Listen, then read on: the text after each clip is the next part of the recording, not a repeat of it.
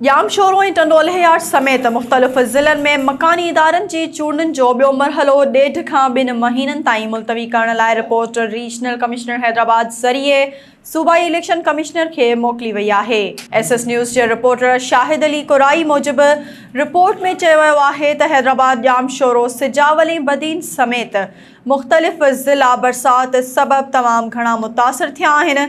बरसात दौरान मुतासिरनि खे स्कूलनि ऐं ॿियनि सरकारी इमारतुनि में मुंतक़िल कयो वियो आहे। रिपोर्ट मूजिबि बरसात दौरान 2000 ॻोठ ऐं उन्हनि जा सवे स्कूल मुतासिर थिया आहिनि। सरकारी स्कूलनि जूं इमारतूं पिणु मुतासिर थियूं आहिनि। सिंध हुकूमत बरसात सबबि टंडोलहियार ऐं यामशोरे ज़िले समेत 22 ज़िलनि खे आफ़त सटल करार ॾिनो आहे, जंहिं करे 28 अगस्त ते रिथियल मकानी इदारनि जूं चूंडियूं मुलतवी कयूं वञनि। रिपोर्ट में इहो बि चयो वियो आहे त जिन स्कूलनि खे पोलिंग स्टेशननि तौरु नोटिफाई कयो वियो हो, उते बरसात मुतासिर वेठल आहिनि। बरसात सबबि जानी ऐं माली नुक़सान थियो आहे। रोड रस्ता घर ऐं इमारतूं तबाह थी वयूं आहिनि।